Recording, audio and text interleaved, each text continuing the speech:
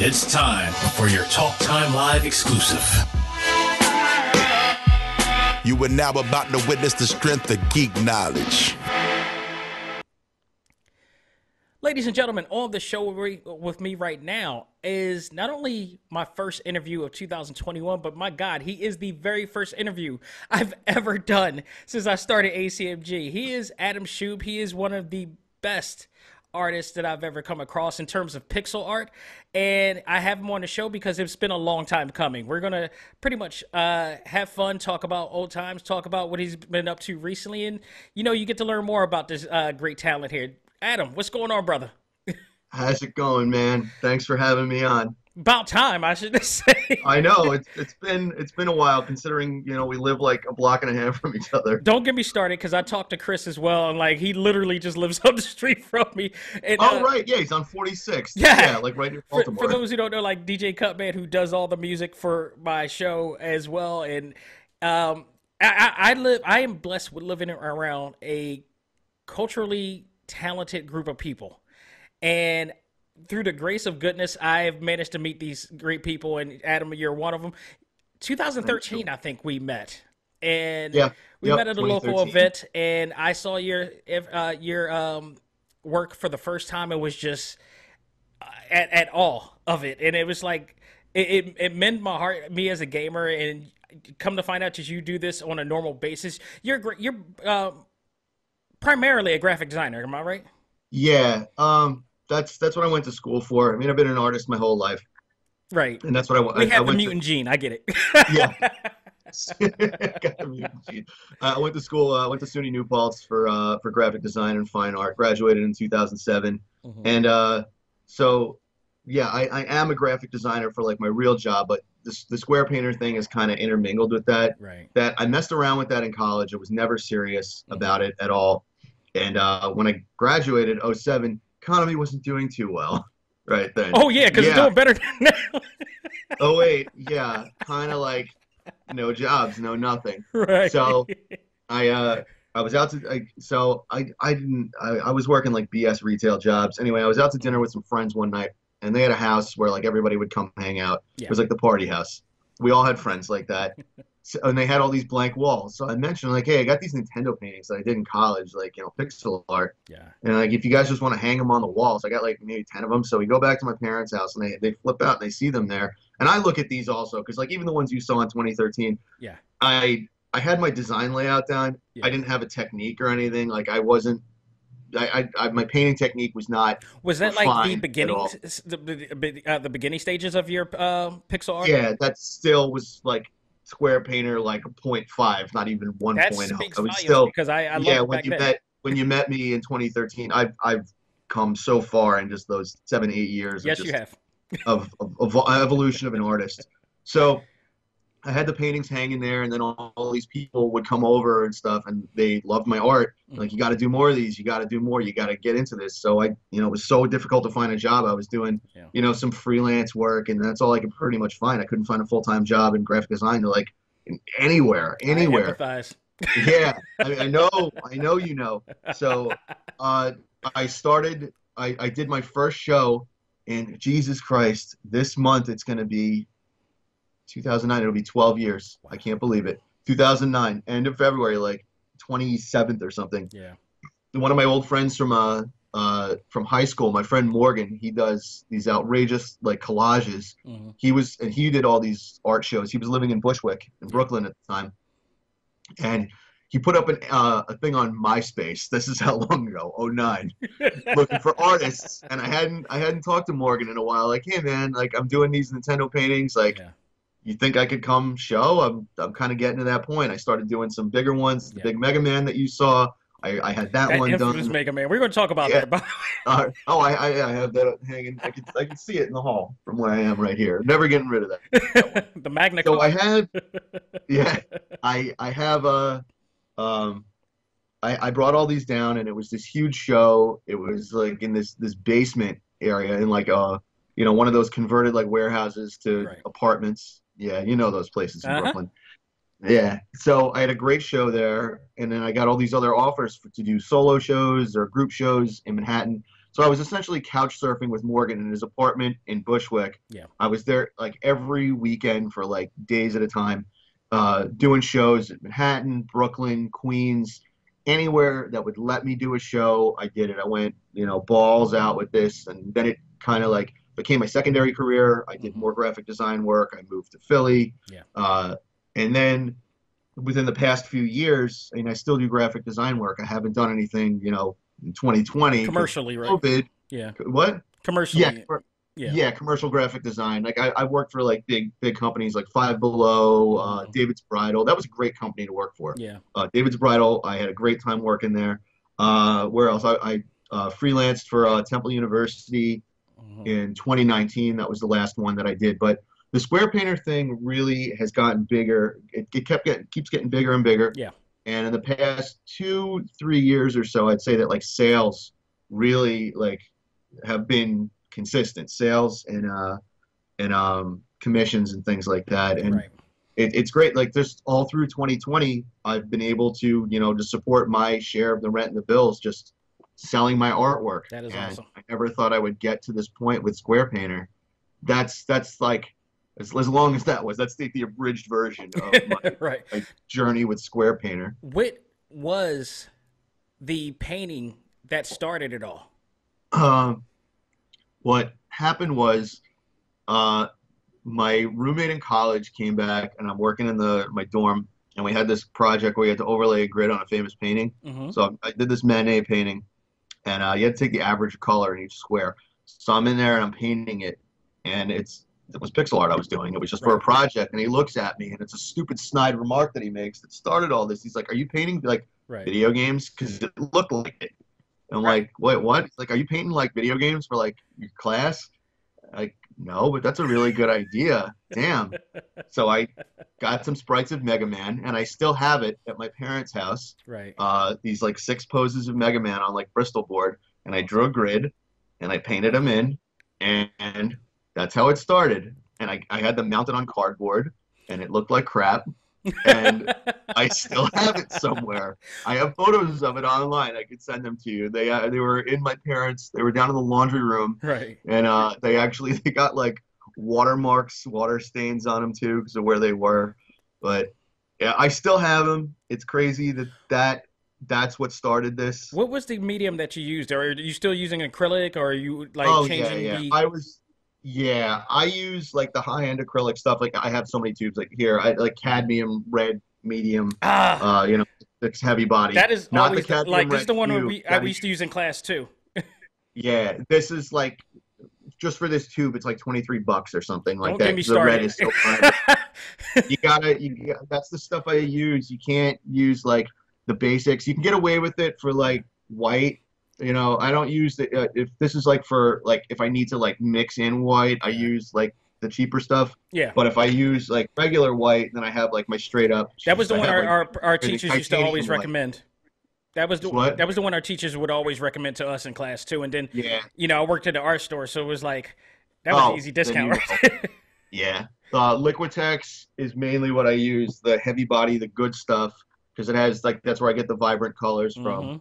And I've just learned over the years how to mix color. I've watched like tutorials and stuff online, but just innately, just over and over from painting, I've literally done thousands of pixel paintings that I have all the mixes in my head. When people ask like, oh, how do you do like, purples or something like that? And then I immediately just start spilling knowledge. Oh, you need brilliant purple, but you also need prism violet, and you have to bring in like some titanium white on there. And if maybe you need like a little bit of cat red if you're going in the redder phase, but like if you want to go with blue, you got to use like more of like a magnesium blue. You don't want to go with a cobalt blue because like I don't even realize that I have all this knowledge in my head of like I just know. You have color theory, yeah. It's just color theory. Yeah. But just what I was using to start was just the basics. The big tubes, the Liquitex basic.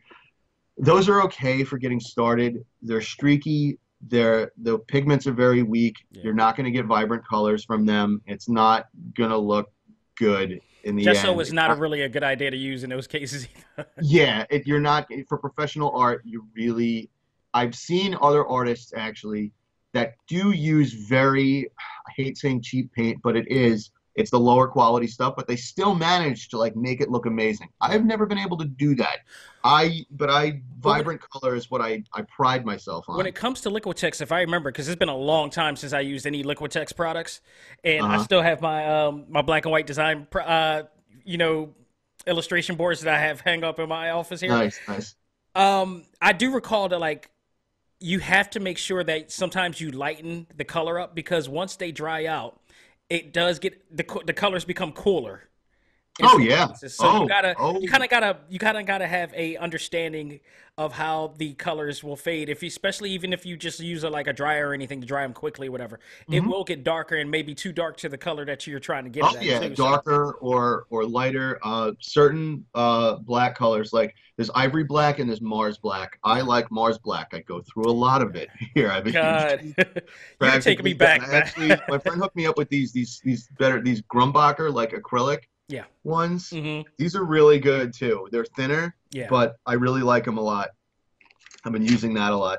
So with Mars Black, if you lay down like one coat on there and then you let it dry and it'll sit for years, it fades to like a grayish, like an 80% gray.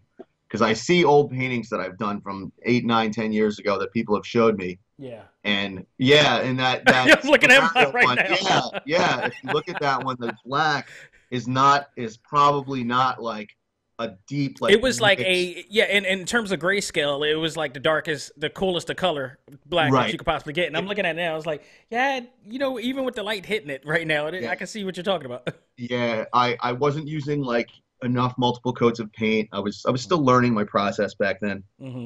But you got to use at least to get like a really rich, vibrant black that won't fade like that. You got to use at least 2 coats. And Mars Black is my go-to. Ivory Black is good more for mixing and for darkening stuff, or also getting a different tint and something like that. If you mix that with like a nice, brilliant blue, you can get this awesome, like deep turquoisey kind of color. Right. I don't know. It's just from like experimenting. Right. So again, this is just my brain, like just. So so you have that, and what would you say would be your favorite pixel art to like? And this would be like saying, what is your favorite game in this case? My favorite game is Earthbound on Super Nintendo. That game changed my life when I was 14. I have I don't know how much you can see. I have a lot of games and toys and collector stuff back here. Right. In the wood shelves in one section. You can't see it from here, but I do have a whole section just of Earthbound stuff. I am digging the larger size Mega Man, the Keiji Inafune Mega Man that you have, because I have a smaller version. Oh, that one. That one's huge. That one, that's about this big. That came from GameStop. That was originally retailed. Yeah, it retailed for like $80. That sounds about right too. Yeah, and they didn't sell for that much because that's insane. And now, is that a complete model, or is that the actual one that you had to put together? Oh no, it's just a big figure, and that's awesome. Like these things, like here, let me get it. I'll show you. So it's this big Mega Man, and there's like, I don't know if the batteries are working, but like there's a switch on the back. Oh, it's battery operated too. Huh. Yeah, like plays music, and like he has a little thing here for his arm cannon, and like if you plug this in. It makes the cut man. It makes like the cut blade sound instead of the arm cannon noise. Right. So yeah, this thing is awesome. I love Mega Man. I have a huge Mega Man collection in there. I have Mega Man toys all over the place. That's awesome. Me and my girlfriend Nina were at a GameStop, and she found this. I'm looking at stuff, and she brings this up to me in the box, and it's like on sale for like $20. I'm like, okay. Yes. Just happened to see it on clearance. Because let me tell you, mine's cost just as much as that smaller one because it was an import. Yeah, the import stuff is crazy. I have did you ever have any of the models from like the 90s that were imported that you had to like put together? That was the Mega Man one. Right. There were Mega Man and I had a Gundam. I had a Gundam one too. That was like, why does it cost this much? And it's hollow inside. Yep. But they all came from Japan. There was I was never really a big fan of like Power Rangers or Kamen Rider, but those were like those figures you had to put together. But I have a Mega Man that I got, probably in like Chinatown in Manhattan in like 1997. Because I lived in New York. I was down there all the time. From like Mega Man X2 or something when he's in the white and blue armor with like the big like headpiece thing. I have that somewhere in my case back there. But Yeah, I have a lot of Mega Man toys. Yeah, I have yet to come over to your spot yet for one of your historical and legendary parties, but Oh that God, we have fun times over here. Our apartment's not that big, but we cram it full of people. We've awesome. we've since, damn, it's been about a year since we moved. This room is our front room, Mhm. and it was just our living room, and we weren't using it that much. Yeah. And I was in the back room, and me and Nina were splitting that as our studio, and we're like, why don't we split this up so we're not like on top of each other because we're Mhm. in here working all the time. Right. Because she got a job, she's working from home all the time and is on Zoom calls, so like I can't be in there listening to music or watching videos. Right. So I moved my studio into here. So I don't know when we have a party. I'm gonna have to see how It's gonna that be works. interesting. So whatever the post-COVID celebrating that we don't have uh, a horrendous person as president of the United States anymore. We'll be celebrating those things Right, exactly. whenever we can, hopefully this year when it's safe. I think the latest that I've heard is maybe by summer. Knock on We'll, wood. yeah, knock on wood that the vaccines will be widely available Yeah. and we'll be able to like hang out in places like inside together whenever it's safe. Whenever it's safe. I miss those days. So when it comes to retro games, like, are you like have you like played anything recent? Oh yeah, I play like I see everyone thinks that I only play retro stuff. To be That's I honest, know that's the biggest misconception here. So let's bring yeah. back misconception. Well, okay. I did an interview months ago with the dudes on Pass the Controller, you know them? Yeah. Yeah. And they asked me the same thing, like what's a modern is like PS2 like a modern console to you? Like, hey man, I look at Mario 64 and it's like that is mind blowing. It still is. Like that was the first 3D game on a console I I remember. think the idea is that I can't speak for everybody else, but for me, I think the idea is that like which eventually the PS2, 3, 4 is going to be the classics, and where are you going to go from there in terms of art when it comes to that? Like, are you still going to I'll do keep Oh it yeah, classic? yeah. I'll still be doing. There's still going to be that's like a whole other discussion because a lot of people have talked about like will Nintendo and that era of the 80s become like as far as collectability Hmm. like Atari from the 70s like it's going to move on. It won't nearly as much as like Atari has become like you can Hmm. get them everywhere. They're dollar games. No one cares about them Right. anymore. Can't even talk. Nintendo had such a huge cultural impact Hmm. and a spillover to younger generations now because the characters are still like Mario, Mega Man, Right. Samus. They're all still recognizable, and there's an interest Hmm. in Nintendo because they're such a household name that will always be a thing Yeah. in gaming culture. Atari was different. Atari was like the big stepping stone to this, Hmm. and so Nintendo games, as It's far what I as call a Paleolithic era of gaming. it very much is. I guess Nintendo would be the Neolithic era Yes. then. So Nintendo will always have a collectability. You're not going to see games be like bargain bin stuff. A lot of the Yeah. games will go down in price. We've been seeing that with Nintendo. I've Yeah. been checking stuff. A lot of games that were worth, even with Super Nintendo, that were Mhm. worth, the mid-tier stuff between like 75 to like $150. A Yeah. lot of those have been trending down. Games that are like the big ones, like Contra, Super Mario 3, those Mhm. those were spiked up to stupid prices, like $40, $50. And there's Yeah. literally millions and millions of carts out there. But those were always $15, $20 games. Those Right. will always stay around that because everybody wants them, as Right. as they should. And they're still Uh, downloading them like rather physically or digitally. Like we're uh, still getting these games. Like I still, thanks to Nintendo Online and all those other things, we're still playing these games too. oh yeah, there's so many ways to play them now. Yeah. And what's the great part, and this is where artists like you and Paul Robertson, who works on like did the Scott Pilgrim game, uh, Oh, as he's an well as like he incredible does a lot of pixel pixel, artist. yeah, he does a lot of pixel art for Adult Swim. You guys keep the retro alive. Yeah, And, that's and then the second, and to add it to that, the indie developers who like the Yacht Club Games and all those guys and the Way oh Forwards, god, and they Yacht Club's managed. amazing. Yeah, I had a chance to have David D'Angelo from Yacht Club to come on. Like almost, I just recently reviewed Cyber Shadow, which I'm waiting for you to play. Yeah, you mentioned that when Because I I think dropped once you the play painting it, off. I guarantee you that's going to be your new. That's going to be your new canvas. Yeah. That Oh, I I, probably I I saw the challenge you. cutscenes. Yeah, it It looks is. great. It is something else. Yeah, I guarantee I'm going. If once you play it, I will not be surprised if I see a shadow, a cyber shadow canvas coming Yeah, soon it's from like you. a cybernetic, cyberpunk, Ninja Gaiden, fast side scroller. Like Strider, you're all combined. you're speaking all of my language here. All the words I want to hear, you're putting It's together. like it's beating my ass, but I'm happily getting my ass beat. Right, You you're know, happily it's getting your ass kicked. going back to your work in terms of like touring and everything, and especially with COVID. How has COVID? I mean, obviously, COVID has affected your touring and everything, but how have you been able to adapt to this new normal in terms of you getting work being sold and stuff like that? Um, there's been it's been like kind of two-sided in that one, I've been pushing my work a lot. Yeah, Like my social media presence has grown a lot more too on Twitter and especially Instagram. yeah. God I'm bless you for close to getting hitting. Twitter because that's not easy. That's a beast. Yeah, well, I've been on Twitter for a long time, Hmm. so my Twitter feed is mainly just me posting like video game stuff and then just silly nonsense, and then yelling at politicians I don't like. That's Yeah, everybody in Twitter. yeah, exactly.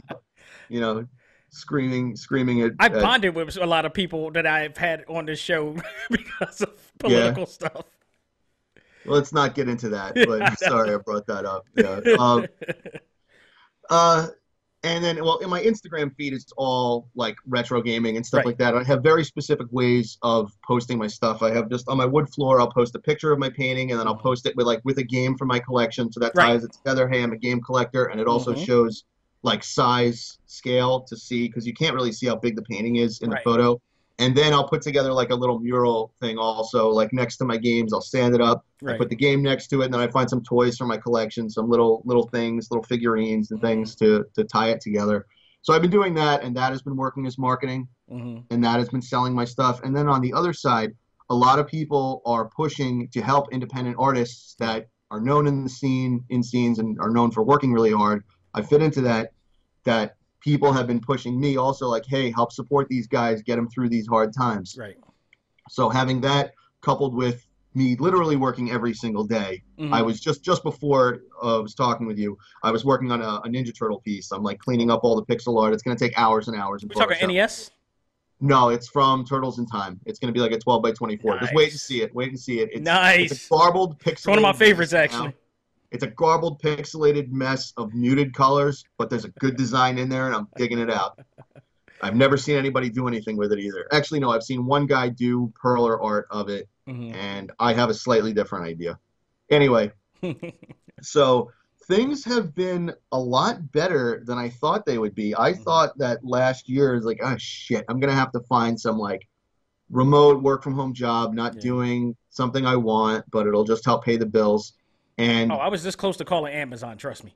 yeah, I know. It's like I'm right there with you, man. I was scared of what I was going to have to do, and then I just a lot of people just have been getting at me for sales. There's a lot of times, and it never gets old. Yeah. I'll post a painting, and then literally 10 minutes later, someone's like messages me like, "Hey, how much?" I tell them like this plus shipping, gone, and it sells right away. Awesome. I've had that happen a lot, and it never that feeling never gets old. Yeah. That happening. I've been getting I get emails or messages on social media regularly all the time asking about commissions, and I would say probably about 75% of those Wow. turn into sales. Hmm. So I've gotten very good at doing online sales. I've had to adapt my business, Hmm. and I'm so grateful that I've been able to do this. And I'm not living large by any means. I barely have bought any games or anything like that. Just being able to pay the rent and the bills, Right. order a meal from Grubhub or something for me and Nina to have, of just from selling my art. I mean, she has a work from home job also, and And live everything. in our happy village known as University City. Yeah, University City. But I'm so grateful that I'm able to pay my way, like rent, bills, and everything like that. Yeah. Just selling my artwork. I never thought I would be at a point to do this, and it's amazing to be able to do it. But you got to work really hard at it. You can't. I mean, I take time off, but it's like every single day I'm at least painting or working in Photoshop on designs or Right. putting new designs together or looking things up for at least 6, 7 hours a day. And then Yeah. sometimes when I'm painting, I might get immersed in that Samus painting I have back there. That's a Super Metroid piece. Mm-hmm. Uh, I'll, I It's won't even looking notice. good, by the way. Oh, that's just an outline. Just wait till you see when it's done with seams behind there.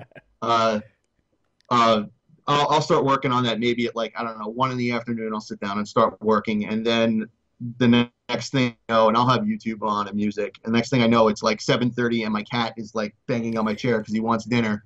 Like, oh crap, I've been working all day on this. Right. I mentioned I was playing in a band also. Too Yes, Many talk Games about would have that. been the first show. That's a whole other thing if you want to get into my music, the music I'm playing. Yeah.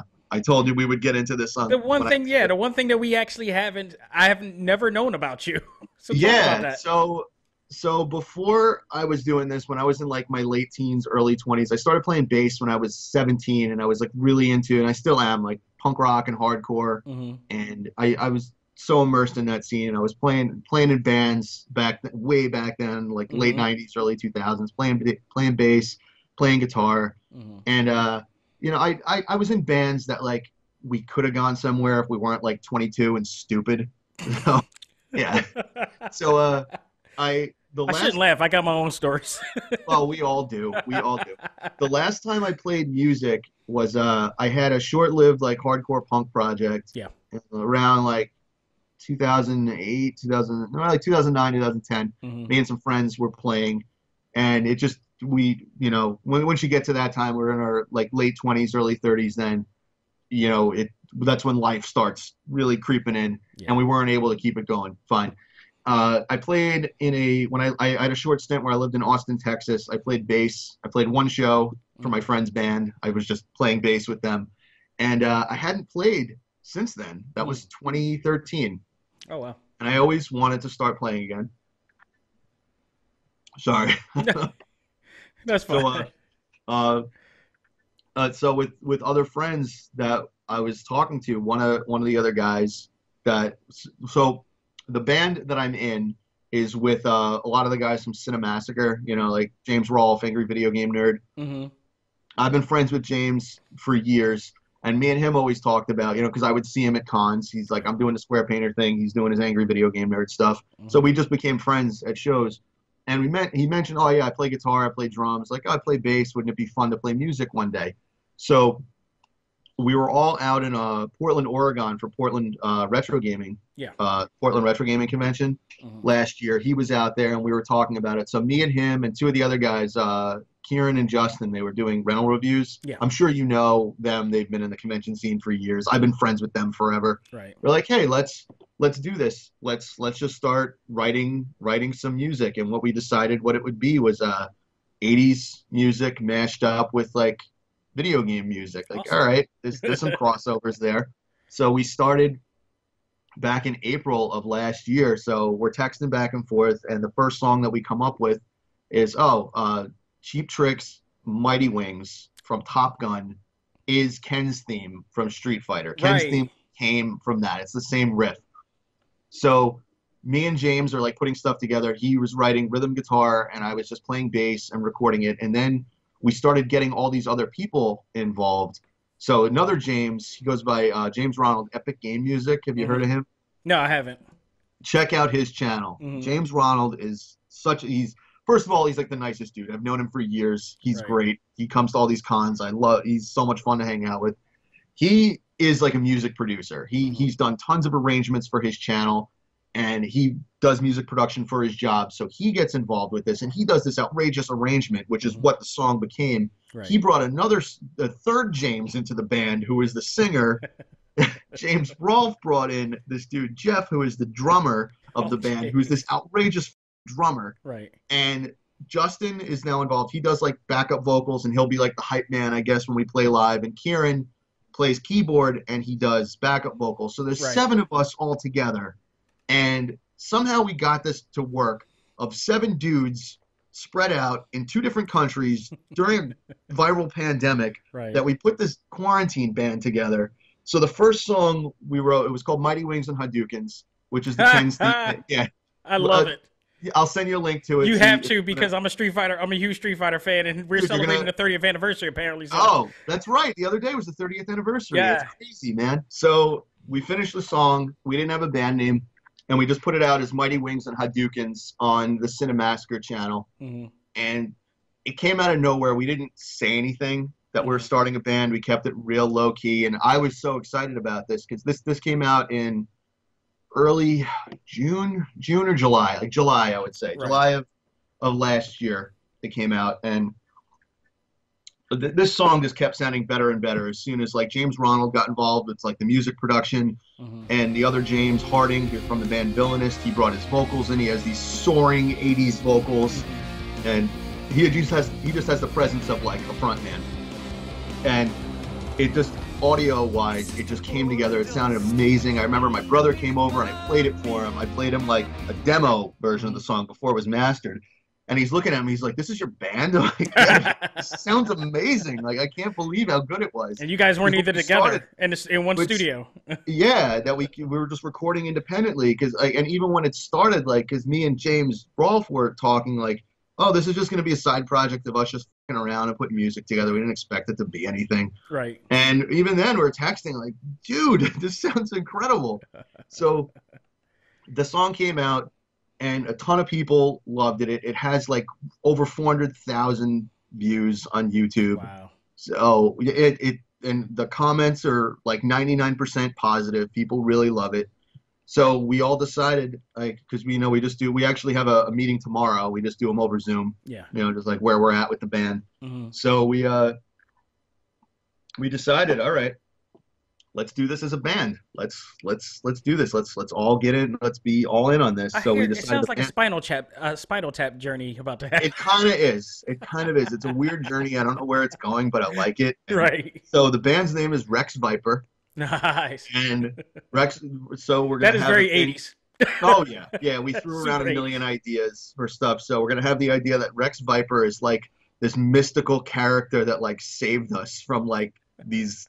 But James came up with some story like that we were like moving our equipment into a practice space, and these guys tried to like jump us in an alley. These punks to like steal our music equipment. Right. And like there's this light that shatters like a street light, and there's this huge shadow standing there, and these punks are like, "Holy shit, it's Rex Viper!" And they take off, and he's just standing there, and he disappears, and we're like, "What the hell just happened?"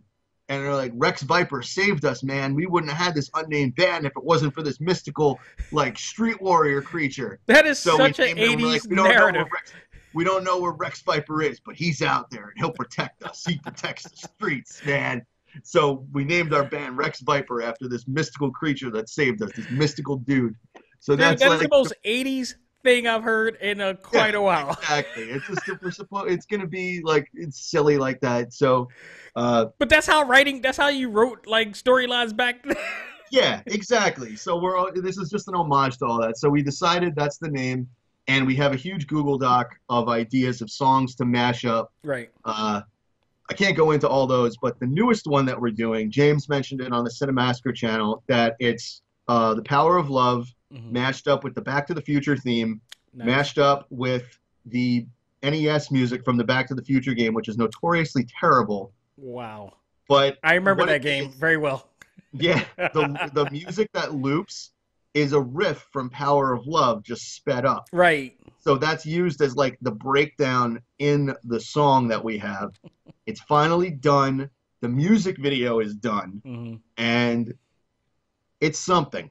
I am so proud to be part of a project like this, that we got this together. I don't know how I don't know if every music video is going to be as intricate as this one, because we started writing this.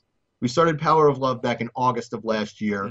I recorded my parts for the video in September, and it's just coming out now. It's finally done. Not every song is going to take this long. We all agreed on that. The newest track that we're doing is coming along. The drums just got done, and I'm still getting the bass parts down. Some of them are very difficult. I got to really, really get the riffs down. That's coming together. So hopefully soon that will be done. But we're aiming for, let's see, today's the 8th. I think February 26th, we're aiming for the Rex Viper channel to be Yeah. up, and Power of Love will be on there, and we'll be ready to go. I want to definitely thank you for being on the show. I got one more Of course. question, but definitely, man, it's been crazy awesome to have you finally on the course. show and in this format.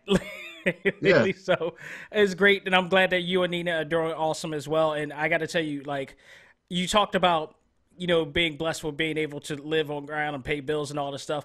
Yeah. I am very happy that me and my wife are still doing the same, but I can also be able to do things like invest in your work. That means so much, man. Thank you. Thank Which you. by the Every way, little bit people, I helps. have 3 of his works in my office here that I cherish majorly because, you know, 1 is because he worked on it.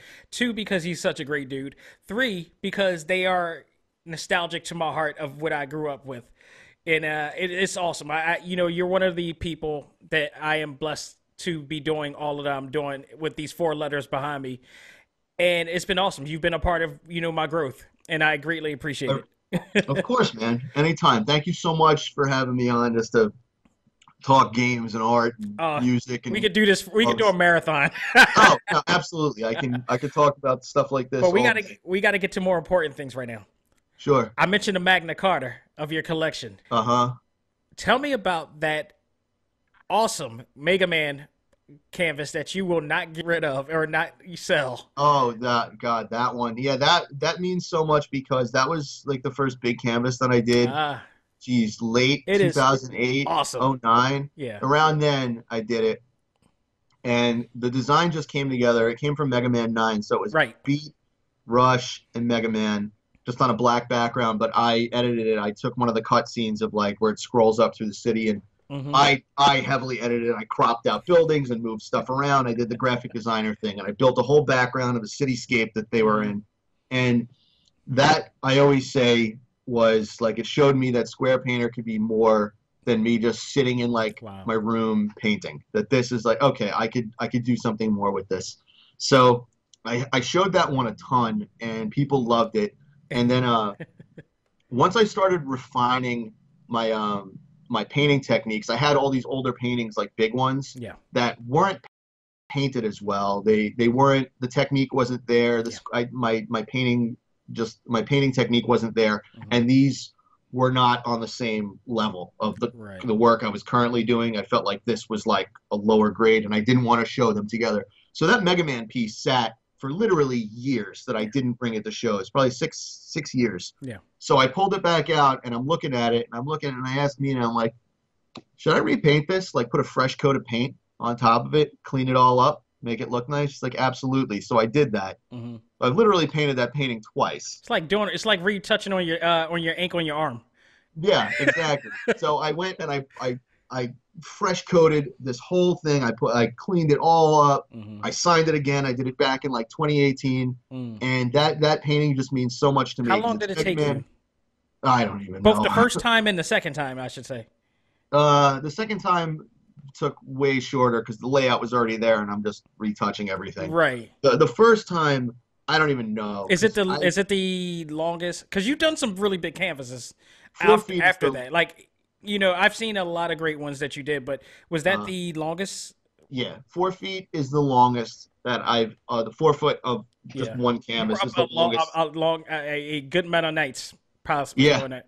That first one, when I first painted it, I mean, there were a million mistakes in it. I had to keep going back and fixing stuff because I didn't know what the hell I was doing then. That was just like this mountain of a challenge that I did for myself. Now I could do those and I just knock them out. Right. I mean, it takes a long time, but I know what I'm doing. That one I didn't know what I was doing. Let me give you an inner question from this. Are you like me and most artists that when you work on a canvas or you work on any type of work, but mostly I know I've done it when I was in school and I was you know painting with acrylic and illustration board and canvas and all this stuff.